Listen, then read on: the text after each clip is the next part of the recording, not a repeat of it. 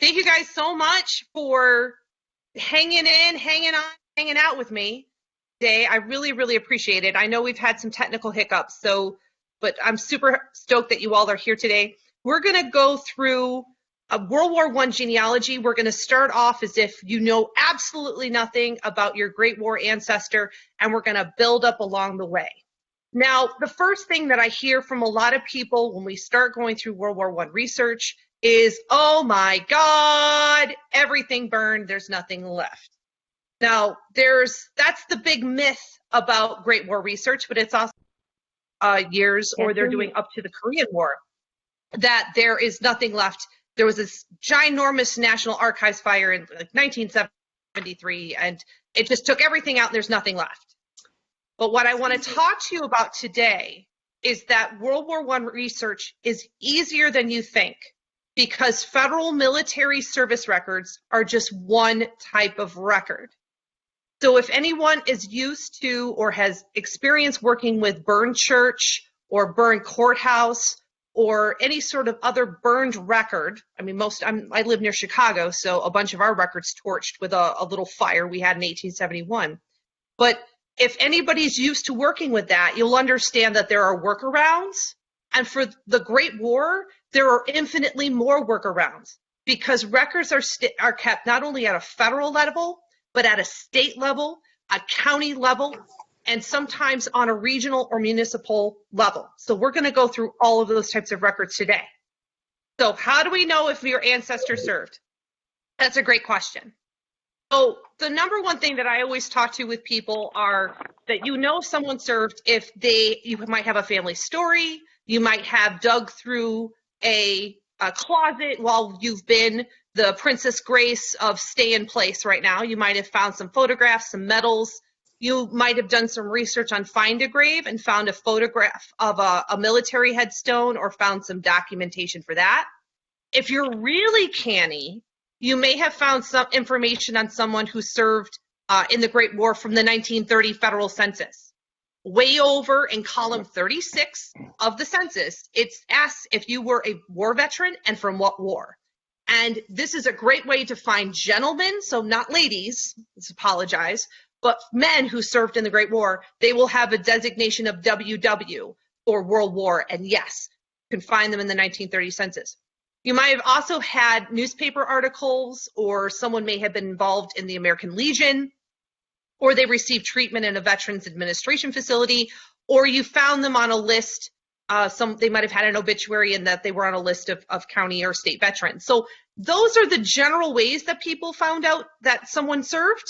But what we're going to go through, and we are going to go through nearly everything on this checklist. So I really want you guys to hang tight, hang in, hang on, hang out.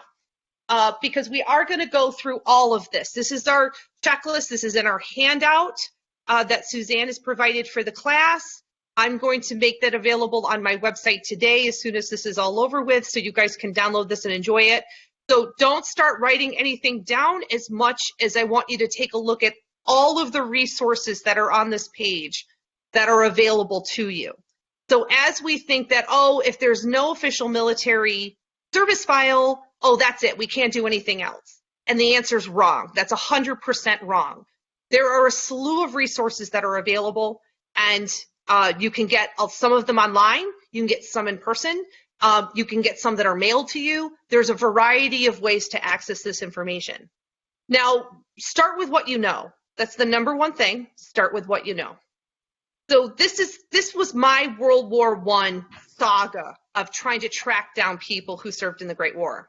My great-grandfather, George Rhodes, who's on the left, I was told he was an ambulance driver in France during the Great War, but I didn't know anything else. His brother, Uncle Frank, he has a World War I headstone, and his daughter had told me he was very active in the American Legion post. And then taking the place of honor and glory on the right-hand side is my Uncle Bert. And this photograph is of him and his World War I amazing, leathers. We have it up on the wall at our family's house. I mean, it's a great photo of Uncle Bert. And we knew he learned to fly airplanes in the military, but I wasn't sure if he served in the Great War. So this is where we're kind of getting. We have a couple stories of someone may have, excuse me, and then someone who might not have. So how do we suss those out? And through the course of the research that we're going to use today, not only was I able to track down photographs that I didn't have and that I didn't even know existed, but I was able to put unit information and sometimes a day-to-day detailed overview of their experience during the Great War for all three of these gentlemen. So when you go through a family collection, I know it sounds weird, you might not have anything at all, and that's actually staggering. There are a lot of people that I talk to who do World War I research who have nothing. No photographs, no letters, no postcards, their older relatives have passed away, and that's where something like Facebook comes in. That's where something like old-fashioned letter writing comes in, because you're able to have a family reunion, you bring people together and say, hey, you know, did Grandpa served in World War I? I wasn't sure. Did anybody know? Because inevitably there'll be somebody who can tell you yes, no, maybe, or help fill in the blanks. I got these two photographs of my great-grandfather on the left and Uncle Frank in the middle at a family reunion, where I emailed the coordinator and said, like, hey, can you tell everybody to bring any World War I stuff that they have to the family reunion, and I will bring a scanner, and we will make this happen. And they did, and they came out beautifully. Absolutely fantastic.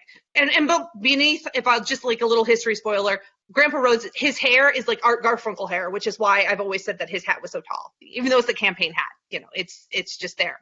But it was because of that work that I was able to acquire the additional photographs and information I needed. And one of them was this newspaper article. It's a very bad photocopy. The original was actually handwritten out by a friend of the family. And they were saying, like, I'm not sure what newspaper this was from, but it's dated February 1918. So, you know, I thought it would be interesting. I thought you might want to have it. So even without having any of the stuff on my persons, I've now been able to acquire some photographs, a newspaper article. If you don't have family that you can talk to, start digging through newspapers when you're done digging through your own stuff and see anything like this comes up, because this is great fodder for what you're seeing when you're doing your research. And let's break this down a little. So here's an example.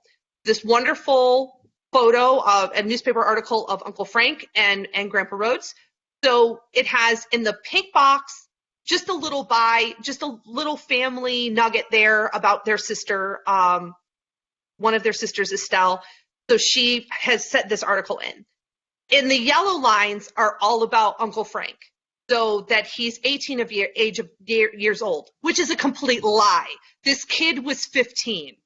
So it's cute that they're saying he's 18, but we got to go with the lie that he's 18 years old. Sure, whatever. They sent him off. He's fine.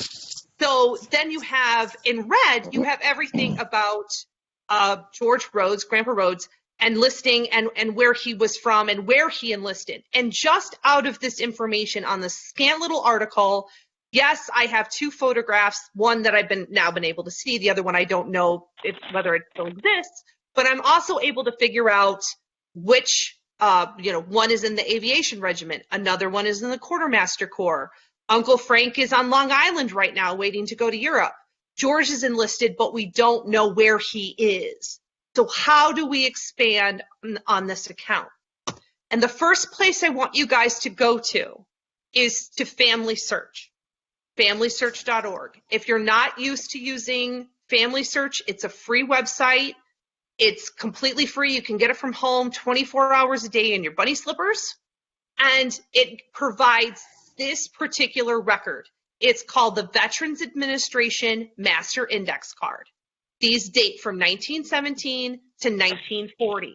And these used to only be available on microfilm from the National Archives Personnel Records Center in St. Louis. They are now digitized and ready to go. Nearly everybody, this is not 100% foolproof, of course, but if anybody applied for any veterans benefits, and a majority of people did, that's everything from a military headstone to a hospital visit to the veterans bonus that was offered in the 1920s, they're going to have this master index card. On it is going to have the name of the individual at the top. along with their rank and unit information, even if they didn't serve abroad. So if they're here in the United States helping at a depot, they're going to have a card. They're going to have an address. They're going to have a military service number. This is your best and greatest way to get a hold of somebody who served in World War I. Because at some point, most people are going to try to get some sort of veterans benefit. And this is how you're going to track them through this card. These are all entirely searchable on Family Search. Now, I'll get into show you the one that's available on Ancestry and the differences. But I tell everyone to go here because you're actually seeing a copy of that card. The ones I want you guys to take notice of is SN is not social security number, it's serial number or military serial number, and to keep track of that rank and unit information, which is just under their name. This example is of a gentleman who immigrated, who had been, who enlisted as a, what would be considered an alien or a non-citizen, and you'll see all of the name changes that he had taken on or the changes to his name since he's enlisted. So you're actually able to track people and an original name based on before they became naturalized. And this is another one of those nice tips and tricks when we start talking about enlisting aliens, or I'm sorry, drafting aliens and enlisting doughboys. So when we get to Ancestry, I know you guys love those Ancestry commercials, right? You love Ancestry. Ancestry is great. It's a fantastic website. It's wonderful. It has two really great, amazing resources that I want you to use. I know there's 3 on the screen, but the 2 I want you to use are the headstone applications for military veterans and the Army transport lists from 1910 to 1939. If you're using the Ancestry site and you go to the military area and say, I'm looking for World War I records, these records will not show up on the list of World War I records because they take place either after World War I or they take place during World War I. So but they're not considered a unique World War I record. Don't ask me how that works. That's just how it is. And underneath of it is that master index. But let's take a look at one of these. So when you look at that, remember that card we looked at earlier, the one from Family Search, the Veterans Administration Master Index card? This is the difference between using these 2 databases. Family Search gives you the original card. And on that original card, it gives you information that the Ancestry example on the right does not give you. The Ancestry example gives you a birth date, a discharge date, a residence place, a death date. That's great. But it doesn't give you the information that the original card gives you on Family Search on the left. So if the Ancestry hint, if you have a paid subscription to Ancestry, if that comes up in your little hints area, you can add it. But you're going to want it, that's a good little indicator, a little hint that you want to go take a look at the Family Search card, which is on the left, because the information that they're giving you, there's more in that Family Search card. That's the one you're going to want to take care of. Now let's take a look at that headstone application for military veterans area. This is another one that's fantastic. Now, if your ancestor or the veteran that you're researching passes between 1925 and 1963, they will, and applied for a military headstone. They were free. We have to thank President Lincoln for that. So that means that they would be able to apply for this headstone and it would be paid for by the government and sent to them. But you get a copy of it on Ancestry. They only go to 1963. Some Veterans Administration offices have them on microfilm up to 1973. I haven't been able to access those. I wish they would do more of them past 1963, but you know, we'll see how that goes. But on this, does anybody see the little red check marks? I want you all to just kind of nod your head if you see the little red check marks. I'm feeling some nods. That's good. So on the red check marks, that is where the information for the headstone application was compared to the original military service file of the veteran. So if we're looking at that somebody passes away before 1973, before that fire at the National Archives building, they would check this card against what their military service file said. and you see those little red check marks, and they say, yep, that's correct, that's correct, that's correct, that's correct. So in essence, you're getting almost like a Cliff Notes version of someone's military service, or you're seeing little fragments of that official military service file in this application card. And you'll see the corrections. So you'll see state Indiana or Michigan. You'll see Meadows, okay, check mark. But do you guys see where it says Group A, Repair Unit 303, Motor Transport Corps? Exactly. That is what they found in the original file. So maybe Grandma Rhodes said, oh, or his wife said, oh, he was in the Motor Transport Corps, a demolition group, and that could have been possible at one point. But when he was discharged and at the end of his service, he's in Group A of the Motor Repair Unit 303 Motor Transport Corps. And that's what they ended up putting up on his headstone. And it also gives you the date and where they're buried. So that's an extra thing to go through when you're another extra bonus when you're doing research on veterans. Let's take a look at Army transport lists. I love this. These are great. These used to you'd have to go to the National Archives. You'd have to know what ship and on what day your ancestor sailed to be able to get these lists. These are now available on Ancestry and on Fold 3. But I'm going to use the ones on Ancestry because they were the ones who had them first. But this is an example for Edward Spitzbarth. I always like to pick people with weird and unusual names because they're fun to research. So when you get an Army transport list, if somebody went to Europe, not only just Europe, but also Russia, we cannot forget that people are going to Russia, that people from polar bear units are going to Russia, right? So, and it's not just men and women, not just men and women who are in the Army on these passenger lists, it's people who are serving with the Red Cross or French aid organizations. People are buying passage on Army ships to go to Europe or to go to Russia. So it's more than just for military folk. But if we look at this example of Edward Spitzbarth, we're building a nice timeline of his military service. We now know that he left on a ship that from and I cannot pronounce the name of the ship, is Minacta. All right, fantastic. And that he's serving in Company E of the 342nd Infantry Unit, and that he's leaving from New York on September 9th, 1918. So we have the day and the ship, and we know how he's leaving and how he's getting to Europe. And it takes about a week for him to get there. But you know exactly where he is at a certain time on a certain date, like a census, but with more information. And it will give you a full list of people that are traveling with him on this ship. So you get to see everybody else who's on the ship. The other bit you're able to get is way over on the right-hand side. You guys are going to notice that there is a second person who's named, an emergency contact. So in this instance, it's his father, Lawrence Spitzbarth, and the address of his father.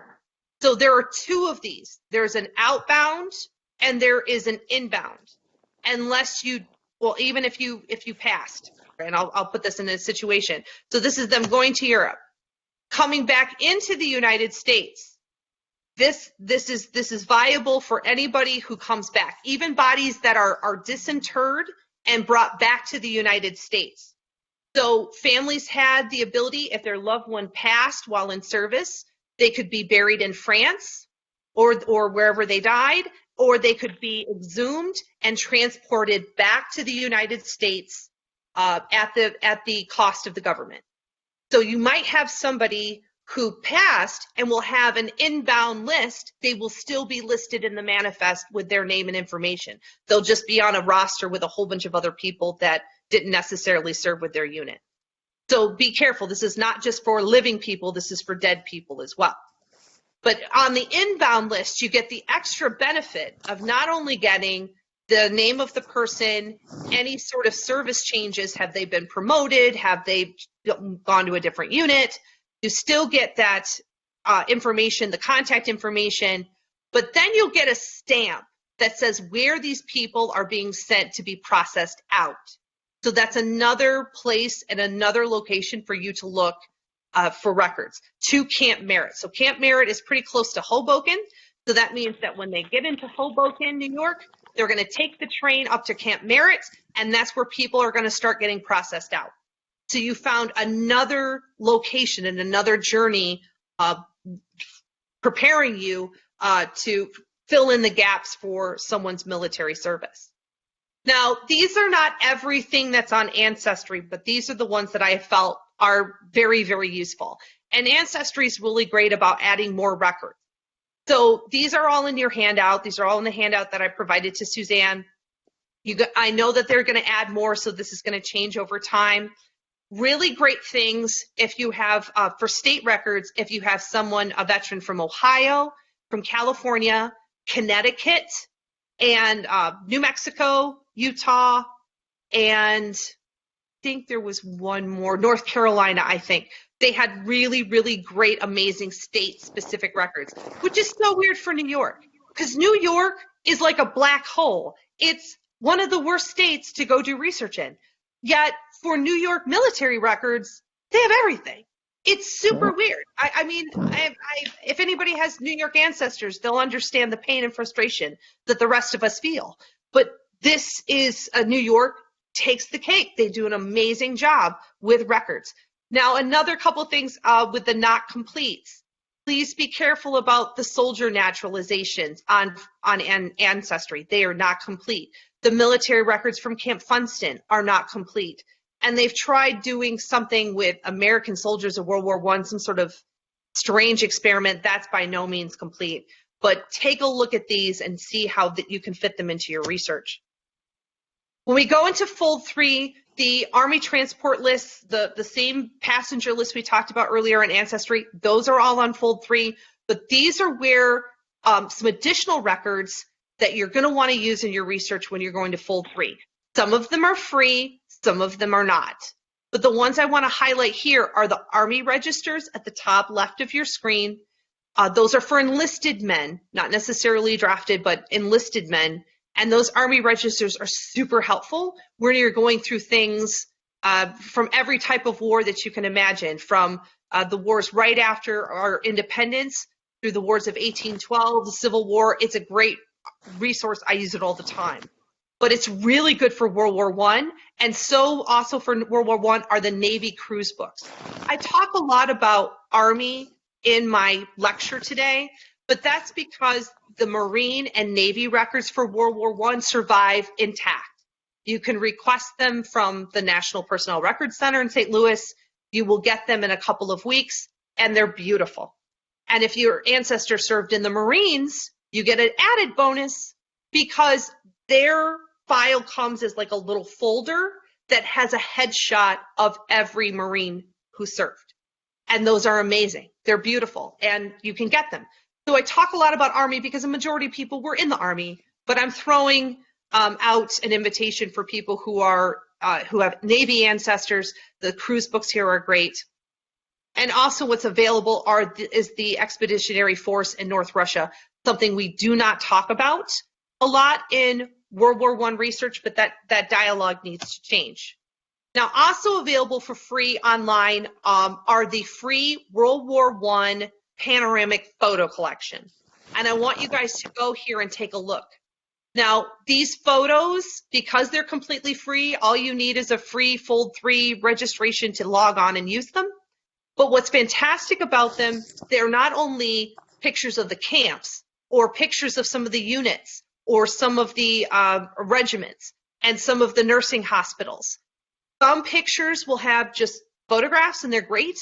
Others have a flip side that name everybody in the photo. So this is really fantastic if you have, I took the example of the base hospital, number 29 out of Denver.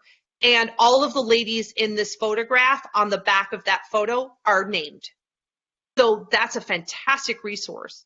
So those are completely free. You don't have to pay anything for them, but go through them and start trying to find these photographs. So even if you don't have one, you can get one from Fold 3. Take a look and see what they have. Now, the other thing that your ancestor will have or have acquired is a World War I state military service card. Because remember that it was up to the states to bring together men to put into a national, like a state force. The states are responsible for getting people together, and then they're then federalized into federal service or moved up into federal service. So one of the things that you're going to have at a state level is a state military service card. And this is a Cliff Notes version of what would be in their official file at in St. Louis. So this is an example of Paul Ernest Brower. They give you his military service number. They give you his address. They give you his enlisted or inducted area, where he's born. And again, that service information, what units or what regiments he served in from the time that he enlisted or was inducted to the time that he was discharged. And the time he served overseas. And that's important. Now, every state had these for every veteran, male or female. Didn't really matter. The difference being is that some states kept theirs, some states didn't. Some states have them available online now. Some, like the state of Illinois, where I live, ours burned in an adjutant general fire office at the adjutant general's office fire in the 1930s. So we lost all of ours. They're gone. They're toast. And the ones that they did keep, they cut around the burned parts, like that was going to help, but I wasn't there to help them out at the time, so that's fine too.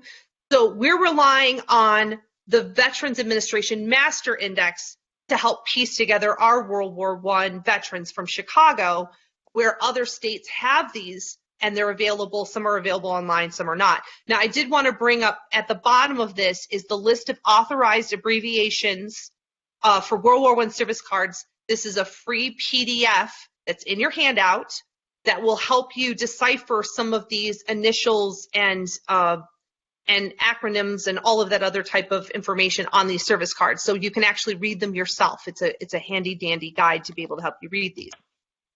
Now, there's also going back, and we're just going to kind of bounce back to Family Search real quick, but they do have some military discharges by state and by county and military service cards and records available, and they're all free.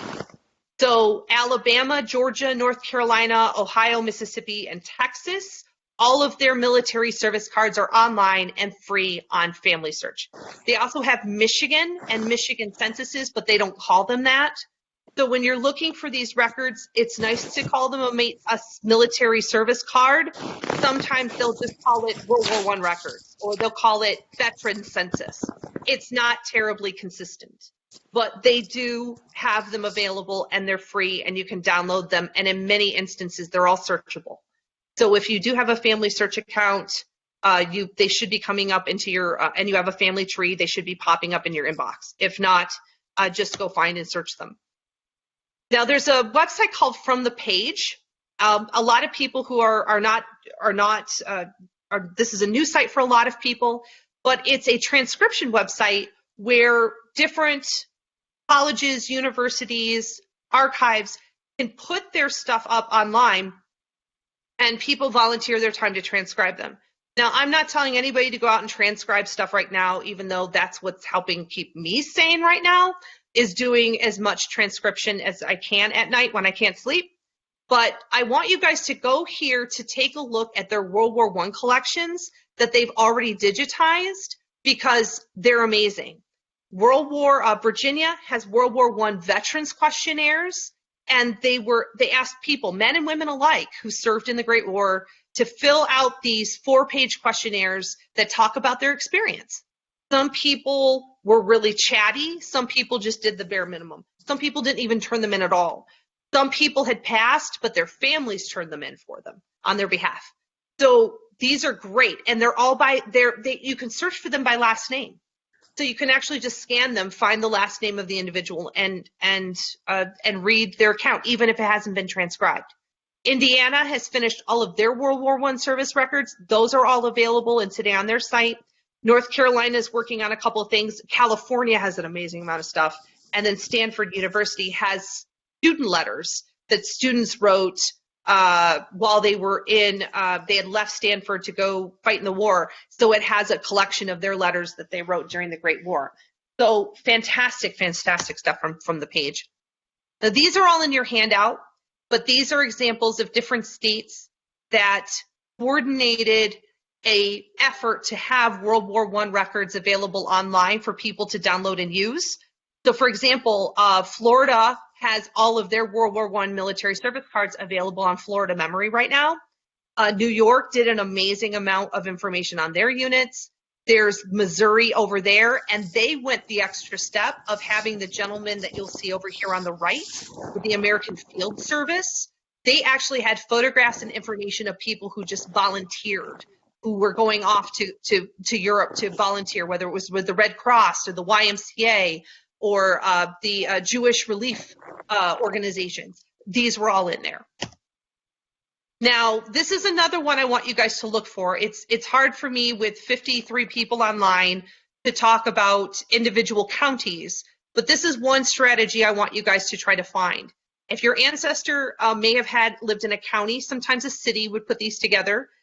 Some states as well, Michigan being a big one that did this on a state level. But you'll have something called an honor book, and they were to commemorate the service of people who served in the Great War. This includes women, so it includes not only nurses, but women who served on the Women's Committee of Defense. It includes women who were on the Liberty Loan Drives or the Jewish Relief Board or the Orphan Children of France. You know, it includes a lot of people. But I've used it a lot for military service, and it's great because it normally provides not only a photograph, but a little summary. So here's an example of a nurse, Leafy Ellen Williamson. I loved her photograph because she's placed in just with everybody else. Every book is different. There were 5 publishers of these books. Some did them all the same way, so you would just compile all of the little summaries and the photographs and send them into the publisher, and the publisher would put them all together for you. Some did them a certain way, others didn't. But I love this publisher because they placed the ladies in with the other gentlemen, so everybody's being considered a veteran here, which is great. And they didn't skimp on the information for our nurses. So this is one of her examples where not only do we have a lovely photograph of Ms. Williamson, but we also have after taking her state board, she joined this hospital and she left Springfield on this day and she arrived in Liverpool on this day. So it's giving you all of this really amazing information in a paragraph form, the way us Americans like it. We love a short, simple narrative to the point. This is what you need to go find those.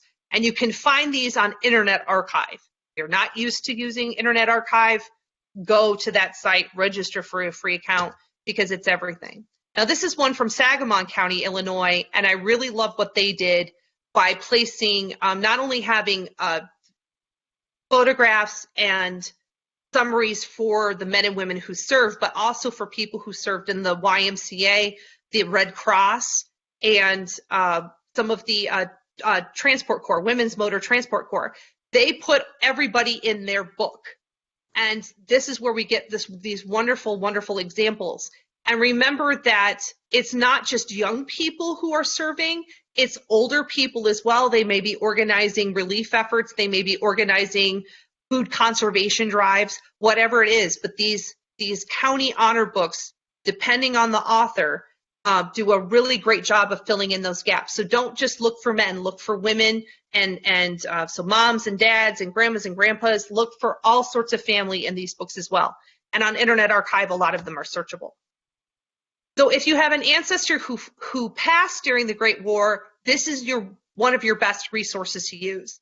And this is called Soldiers of the Great War, put together by Howe and Doyle. There's 3 volumes plus a miscellaneous publication that was made, but they worked with not only the military, the Quartermaster Corps and some of the other Signal Corps, but they also worked with the Red Cross to make sure they had the names of every single person who passed during the war, who served in uniform. So all of them are free. They're available online on Family Search, and they're arranged by state. So it can kind of help a little by having them available by state. It's a little difficult if like your ancestor was from North Dakota, but they ended up serving with North Carolina. Just use the search feature. That should kind of help you narrow that down a little bit, but you will have to search per volume. They're not all connected. But what's great is they tried really hard as well to make sure that nearly everybody had a photograph. So the photographs are interspersed in each state. So they'll have all of the text that we saw on the previous page of all of the different sergeants and majors and privates, you know, all of them on that on one page. And then they'll have several pages of photographs. They try really hard to make sure that people have a photograph and the abbreviations of how they passed or their injuries. You do get some wounded in action, so you do get some people who were just listed wounded in action, but there was no other information. The one that I don't see as much, but I know comes up is DD, died of disease, because they did try to get as many people reported as possible who had been dying of the influenza epidemic. So they were trying really hard to put that together, and it is by far one of the best resources we have tracking down people who passed while in service. Now, this is a veteran census. It's going to be various by state. So when you get into certain states have these online, certain states they're in their archives. But this is an example of one from the state of Michigan. This is back from when you used to have to go into archives practically naked and have them search you. And then you would have to relinquish everything in a locker, and then you would still have to walk in practically naked, and then have them, you know, you stand there and wait like a dummy while they go in the back and bring you this record that you can look at, and then you'd pay $5 and they would photocopy it for you on substandard paper. But that's all gone now because most of these are online through Family Search, which is great. But the veteran census is fabulous. It was taken right after the war. So you'll see some information about family records, specifically about who they married and where they married, and some information about that spouse. So it's a good way to track people who may or may have passed because of the flu epidemic. So if you're trying to find a death of a loved one or a wife who may have passed because of the influenza epidemic and she passed and you're looking for a death date, these veteran censuses are a great way to track that. But they also provide some additional information, exactly what somebody did before the war and what they did after the war. And that can help you narrow down what they're doing by looking through a city directory or looking through a census, trying to find out where they may have moved to or where they might have been working. They actually give, in this instance for Grandpa Rhodes, his occupation is working at Stark Worthington, which was a company here in Jackson, up in Jackson, Michigan. So that's really cool because now I can start kind of seeing if they have an employee directory for Stark Worthington or a little bit more information about the type of work that he might have been doing. So this is a bonus claim. Remember that there was a Adjusted Compensation Act in 1924, which entitled each veteran to receive $1 of domestic service and up to a maximum of $500. So if you served abroad, you received $1.25 for overseas service. And that was a fantastic windfall for a lot of our veterans. So to the instance that ours happened to be, we have them in Michigan. I went through and grabbed these from some files that they had available at the state archives in Michigan. Some of these are online, some of these are in an archive, some of these are at colleges or universities, but go track these down because they give you how much money that person earns. If you think, okay, it's $1.25 every day for the amount of time that they were overseas, and you can compare that if you don't have, can't find a date that they served abroad. So it kind of helps you give an understanding of how much time that they would have been paid for serving abroad. But that money is also a windfall because they might have purchased something with it. A house, a car, tractor, whatever it is. Grandpa Rhodes used this $285 to buy his first farm. He didn't rent anymore. He bought it. So that's one of those things that you can say, oh, after 1924, and once he got his money, they bought this farm. So now I can go look for that deed. Now I can go look and see if there's a photograph of the car that they purchased, something along those lines. I want to talk real briefly about aliens and drafting doughboys. So remember that the draft, due to the draft laws at the time period, you did not have to be a citizen to be drafted into the United States Army. When you were drafted, you were, if anybody takes a look at the draft registration cards, They would ask you if you were a natural-born citizen or a non-citizen. There are 3 different types of draft cards. I do a whole another lecture on this concept. But remember that you also didn't have to fill out a draft card. You could just enlist. Either one's perfectly fine. But with that, when you're drafted, they want to know what is your citizenship status. You file for first papers. So did you fill out a declaration of intent? Did you have second papers or final papers? So did you submit a naturalization petition? Did you have a certificate, which made you naturalized? Were their parents naturalized? There's a lot of questions. So there's a lot of resources for non-naturalized soldiers. And some of them are in naturalization papers. Some of them are at the national were stored in each military camp. Some are at National Archives 1. There's enemy alien registration files depending on the state or the region that your ancestor was living. And then there's some American Protective League records that were available at certain state and city levels. All the ones for Chicago are toast. But I want to bring you guys up to these. They're called military petitions. They're free on Family Search. Military petitions are naturalization petitions that were filled out while people were serving in the military. So here's a map that's from the Yanta and Marty Davis map collection.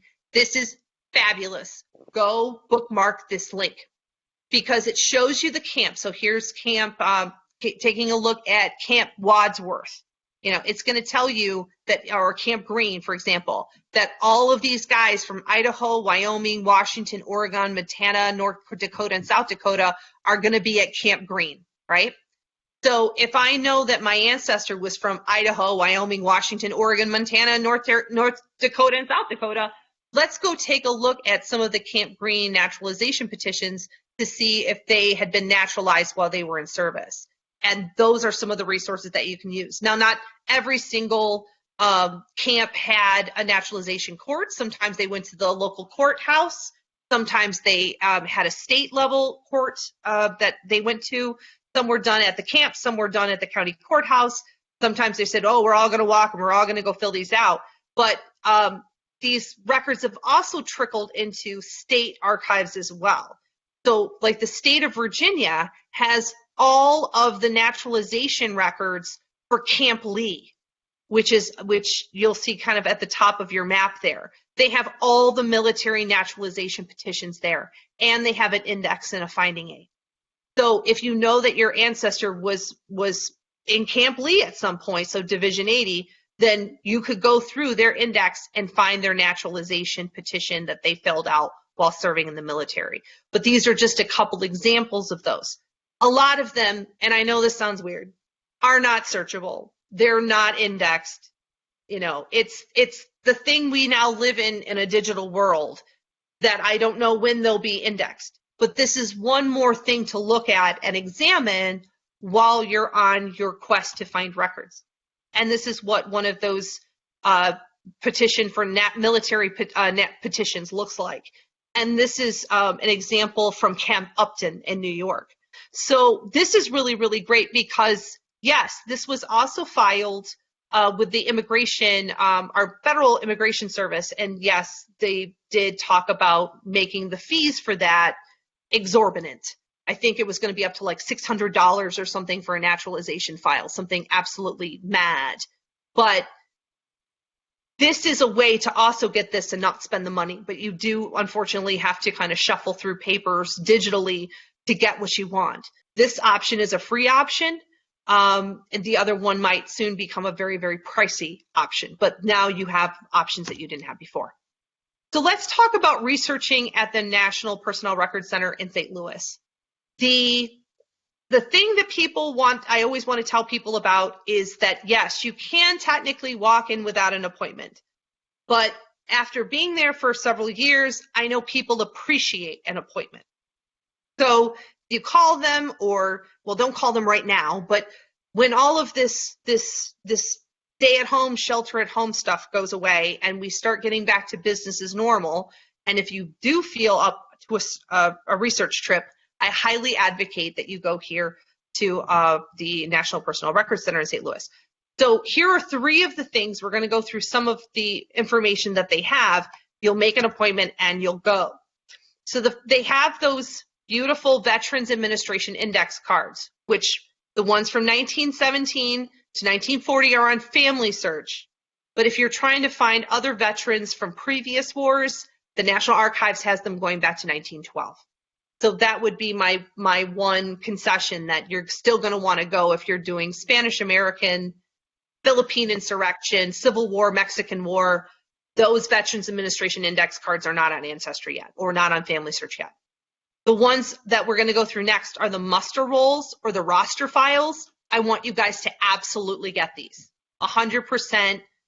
Go for the gold, in it for the biscuit, go get these. The other one I want you guys to take a look through are the daily morning reports. And we'll get into what exactly is in a daily morning report. And then if you have someone who is serving in the Army Air Service or the Aerial Corps or the Air Force or whatever have you, they have Air Force individual flight records that go back to 1911. So I want you guys to keep that in mind, that these are underutilized records, the Air Force records. Because people say, oh, my ancestor wasn't in the Air Force. You're right, but they were in the Army Air Service, which means that they could have their records going back to 1911. So they have nursing and officer records at the National Personal Records Center as well. So remember that Army nursing records also took a hit in the National Archives fire. So these are workarounds for you to get more information about nurses, and I threw in officers just for extra credit. But the pay cards, the final pay vouchers, and the medical cards, which we'll get into in just a second, also the returns and the academic nurse records, all of those are available in St. Louis.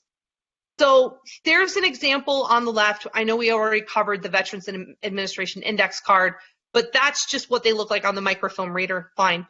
Next to it is a Veterans Administration death index card for a death in service. And this was for Mae Morrissey from Plainfield, not 20 minutes from where I live, in Plainfield, Illinois. So she passed away of influenza.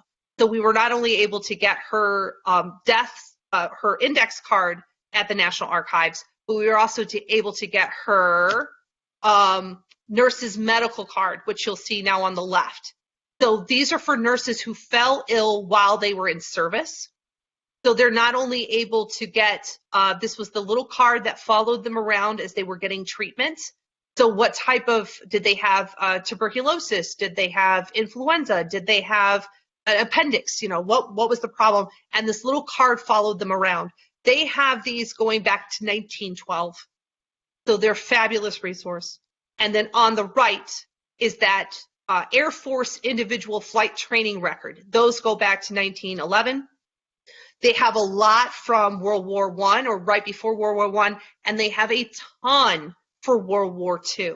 So that's a history spoiler. Yes, there is a World War II, and yes, you can go get individual flight records. These are great because they tell you the name of the student or the person receiving air service training. It gives you the type of plane that they're training on, the name of their teacher, how long they're in the air, what type of maneuvers or what type of lessons that they're going through, and you can follow them sometimes day by day or month by month of how long they're in their air and what they're doing. It's a really fabulous record. Now, what you're more than likely going to get if you apply for a personnel, an official military service record or service account is going to be a final payroll voucher. It's not a separate form. Just put in a request for an official military service file, and people will more than likely, the folks at the National Archive, give it a couple of weeks, up to 8 weeks, and they will normally find this for you. And a final payroll voucher is exactly what it sounds like. It's a final pay voucher that sums up that person's military pay. But at the top, you guys will see at the top left, you'll see it provides quite a bit of information about the person's service. And this is being issued, and depending on when somebody was mustered out of service, they will have more details or less details. Now, do you guys remember the very handsome man in the leather flying apparatus? Okay, Uncle Bert, this is his final payroll voucher. And this payroll voucher, even though his original record may have been bit the dust, I still know where he is and what he's doing for nearly every year that he's serving in the military, and where he's going and where he's training. And all of that's on his final payroll voucher.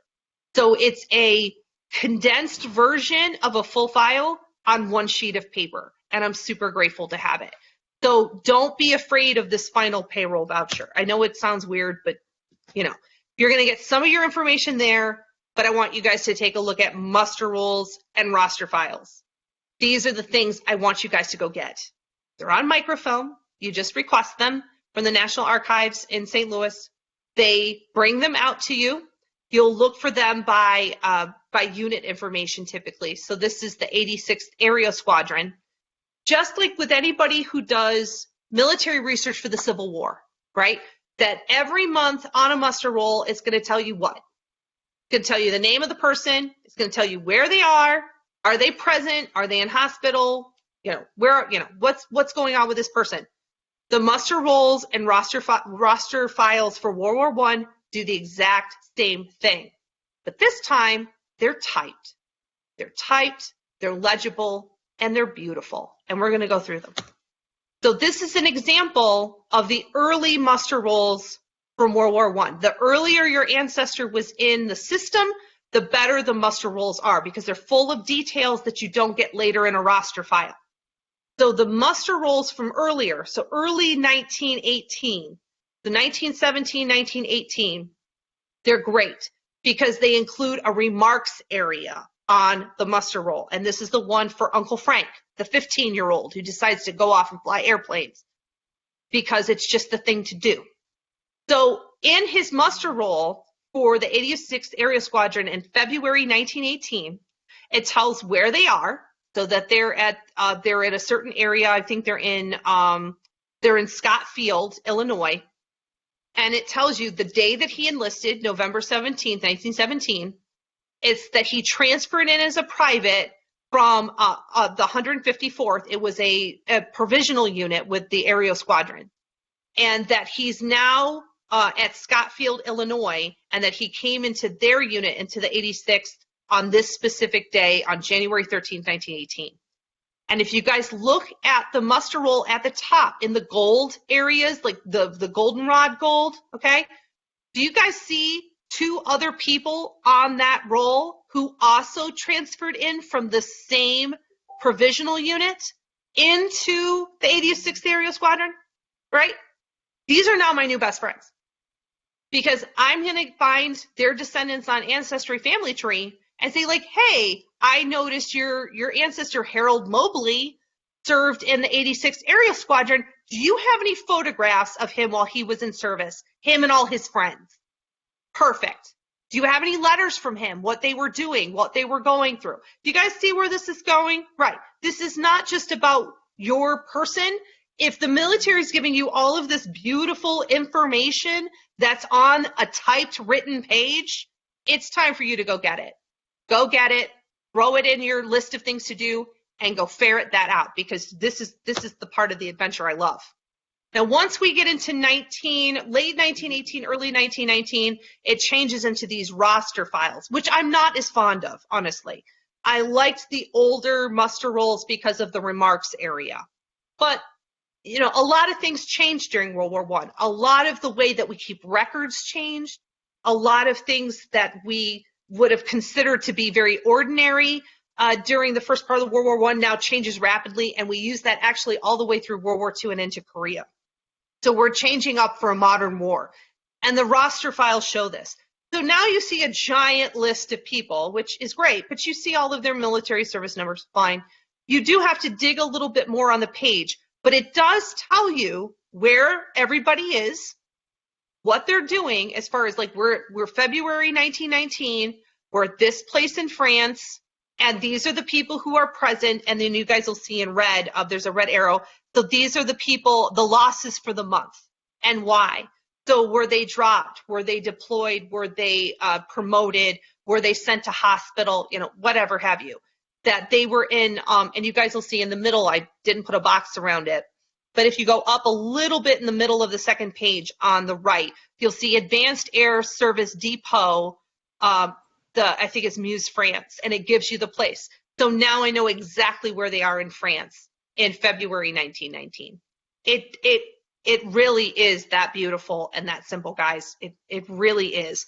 And you can't, he's on the muster roll, he's ready to go. We know exactly where he is. Now let's talk about this, and this comes up every once in a while. Here's Grandpa Rhodes again. Yay. He's a handsome guy, isn't he? Yeah, I know. He's handsome. Handsome guy. I mean, my brothers are not that handsome, but why is it that he's that handsome? I don't know. Anyway, so we have his picture, which I got from my cousin Pat. I have his headstone that I took, picture of his headstone that I took up in Michigan. I have his VA index card. But the one thing we've noticed as we're going through his research is that his service information is changing. So you'll notice as we go through this list here that it is natural if your ancestor is in a unit, their service information may change slightly, or they may be swallowed up into another unit, or they may transfer into another unit. That's all completely possible. But when you're looking for their military roster or their muster roll, just be aware of all of the little name changes. I want you guys to be aware of all the little name changes as you're going through your research.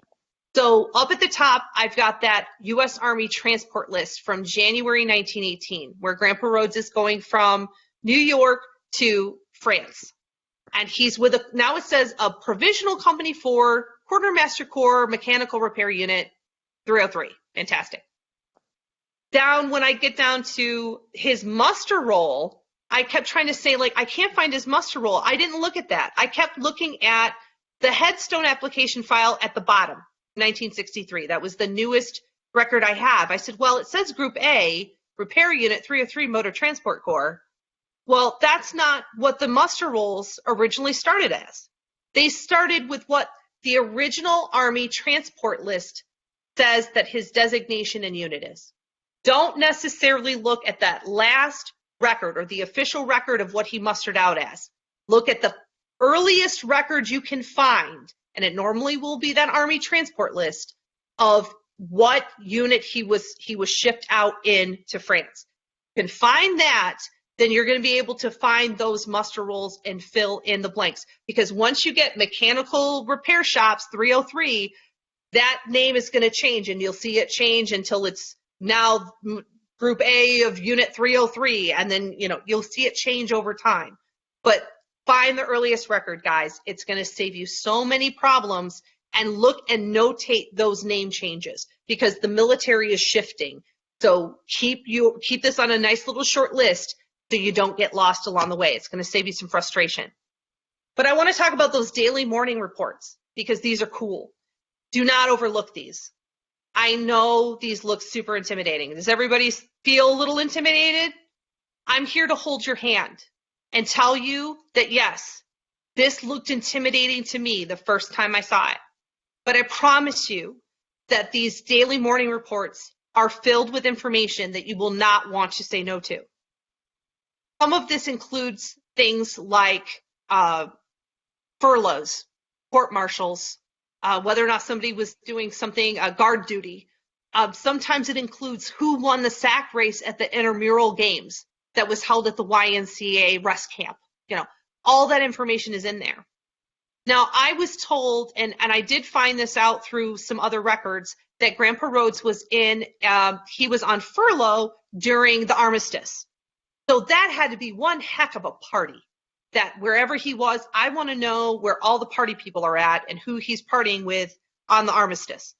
And I went back through day after day, and his sergeant who's filling this information out is doing a really fantastic job.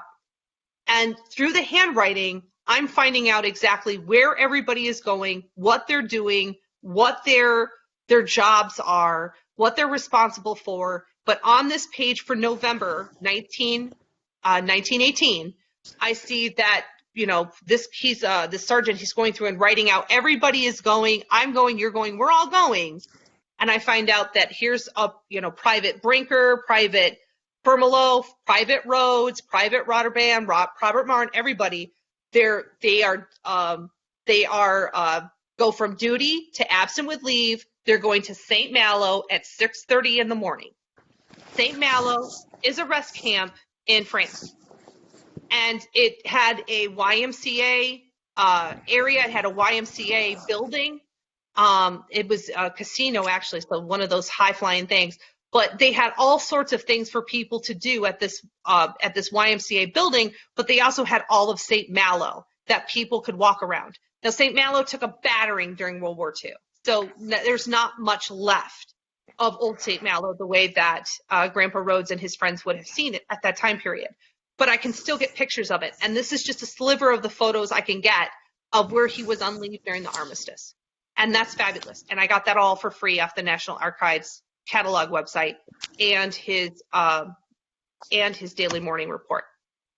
Now I'm going to run through these super fast with the National Archives records. These are all in your handout, but I want you guys to be aware of everything from the alien papers and the camp disease reports, talking about influenza and spinal meningitis seems super hot right now. But I want you to know that most of the World War I records live in record group 393, records of the U.S. Army Continental Commands, and they are arranged by unit and division. They also have some quartermaster records.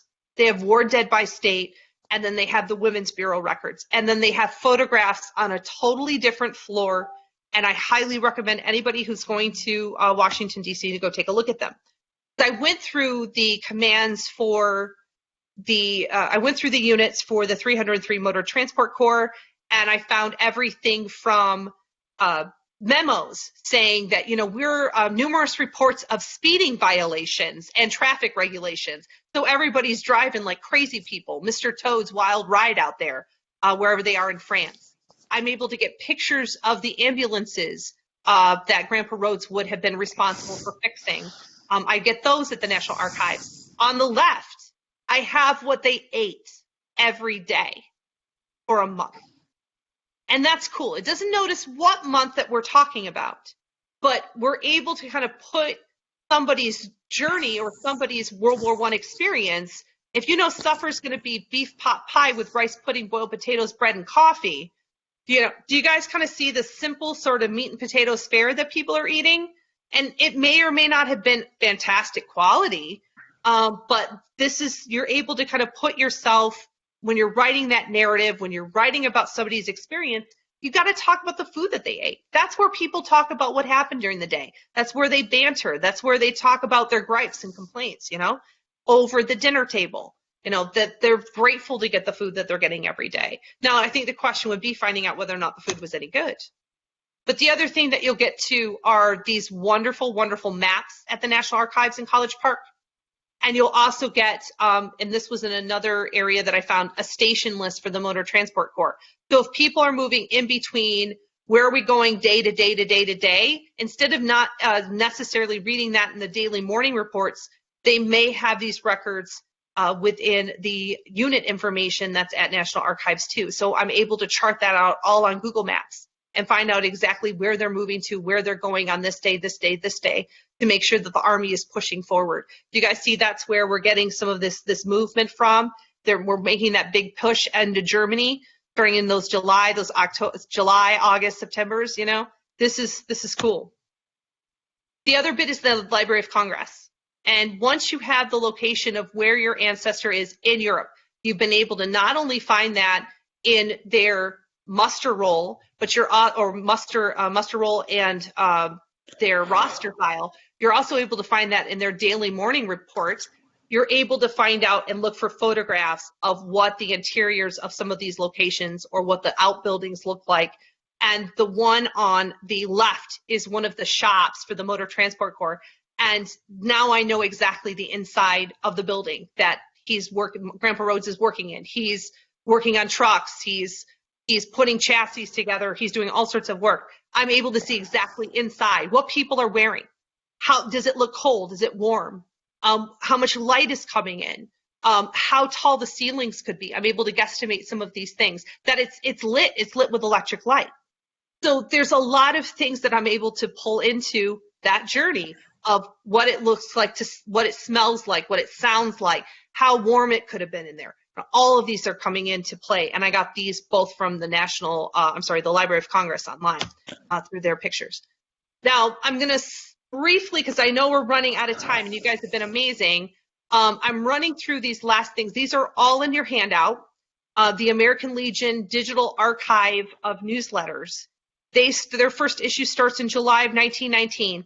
All of the American Legion newsletters are online and they're free through this website. And what's even better is that they have inside these magazines, they'll have letters that say, we're seeking so-and-so, we're trying to track down this person to see if they're okay, or, buddies in distress, so-and-so just passed, and his wife has 4 little kids, we need to raise some money to send some money to the family, that sort of situation. All that's on the American Legion Digital Archive.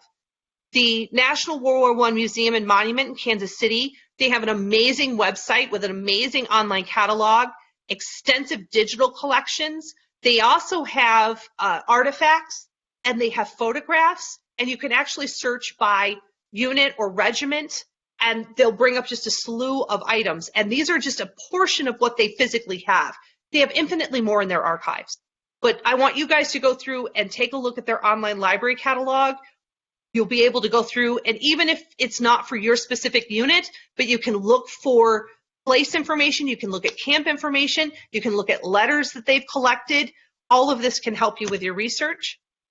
And then the U.S. Army Heritage and Education Center, they have a full catalog as well as a digital collection area where you can download a history of a regiment for free.